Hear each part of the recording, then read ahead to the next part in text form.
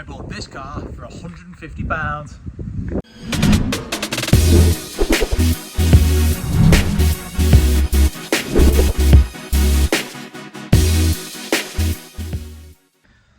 And obviously there's a few things wrong with it because it was £150, but it's a car for £150 at the end of the day, right? First things first, it's got loads of miles on it. 105,000 miles. It's also misfiring. It's got a few scuffs. There's another one. And a little one down here as well. But aside from that, it's not too bad. It came with this lovely history folder that looks like it's been underwater. But it was £150, so who cares?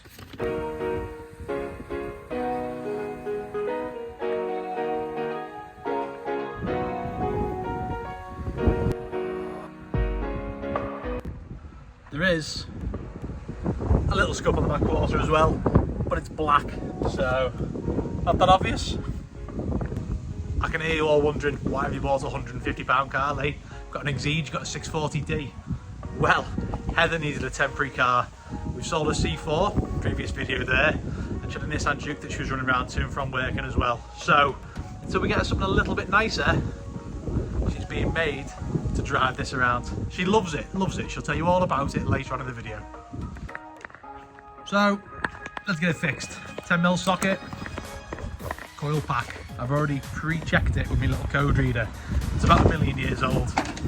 I think I nicked it off someone years ago. Sorry, never got returned. It just ended up in my toolbox one day, so.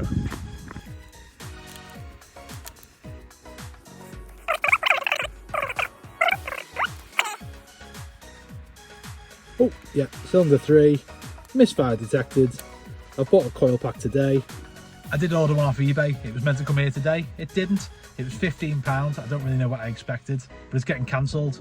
So I've had to go to Euro Car Parts. It was £54 for a coil pack. That's over a third of the car. So I might be a bit sneaky and put me 15 quid one in, if and when it finally arrives, back in the box and return it, you know, because times are hard. This needs to come off. A couple of clips. Nothing too taxing. The engine's about the size of my Uber. Air filter, probably due with changing that. But yeah, coil packs. So I've already played with this one. It was over there. I've swapped it over. So initially it was saying misfire number 1. Now it's saying misfire number 3. I've checked the plugs, they're all fine.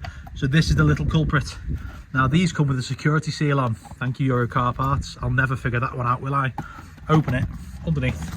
Hang on, need 2 hands for this. Oh, it's on the floor. Hang on. Right, look at that. Foiled. Oh, I'm going to make a little incision in this and they'll never know. Thank you, chaps. But yeah.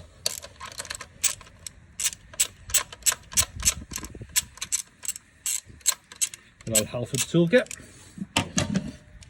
Right, that one out.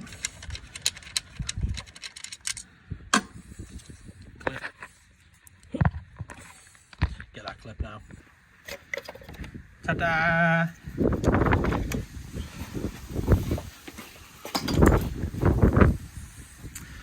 Right, new coil on, 10mm back on, and it'll be running like a dream. I had to put some oil in it as well because it was a bit low. Gotta remember not to scuff up that coil pack too much because I'll be taking it back off and I'll be returning it when the other arrives. Even get my hands dirty today. Airbox back on. Hopefully that's an easy fix. I'm going to run it up now and see if it's cleared the code.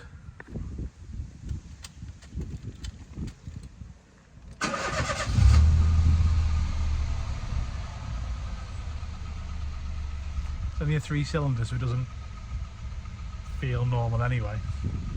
But it sounds a bit nicer. We do still have an engine management light on.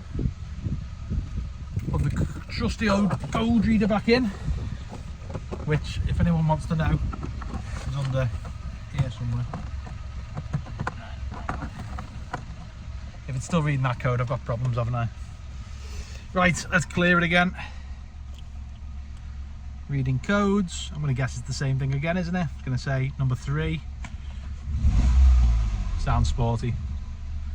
Still doesn't sound right, but again, it is a 3-cylinder.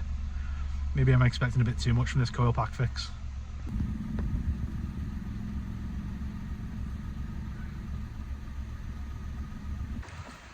Right, 10 milli socket, 50 quid, 150 quid car. Take it for a drive. It's due an MOT tomorrow, so we'll see if there's anything else wrong with it then. That'll be part 2 though. This is just a little introduction to the £150 107. Let's go for a test drive. No secret, I do love cheap cars. That £75 Citroen C1 did me well after I sold my 140i. They're just a little dream, aren't they? Like, what else can you get for 150 quid? Like, that's most people's like budget for a night out, isn't it? So seems to drive better already, so I think we fixed it.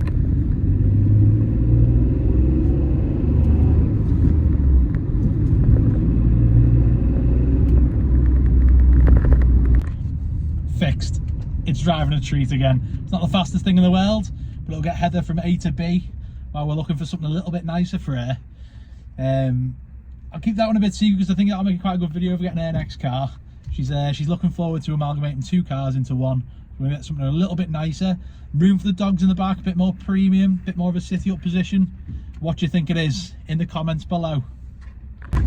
Also, this thing's only £20 road tax and it's about 300 quid to insure. Anyone who says that they can't afford to drive, less than 500 quid. Insurance, tax, MOT, 30, 40 quid, whatever pay trade rate. And the car, £150. Like, it's got its little flaws, but it's cheap, who cares? Just bouncing down the country roads in it now. Like, I might keep hold of this because it absolutely sips petrol. I love my 640D, but I love having a crap car to run around in as well. Like, this might be someone's absolute pride and joy when I'm finished with it, but for my purposes, it's gonna get bounced around like the C1. Should we give it away to someone? We did say we were gonna give the C1 away. We might be able to give this 107 away. Should we give it away? What do you think, cow? So, plans for this thing, it does want tarting up a little bit. I'm going to smooth the bumpers down, probably give it a little paint, and just clean it up because, mate, honestly, like, I love these things. They're so cool for the money. Like, C1 Cup.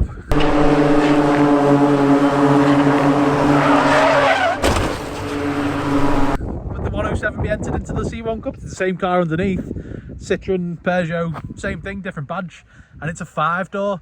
So the last C1 I had, it couldn't go into the C1 Cup because it was 3-door. This one's got electric windows and everything though. Maybe it'd be a shame to take it on track and batter it around. Either way, we're going to have some fun with it.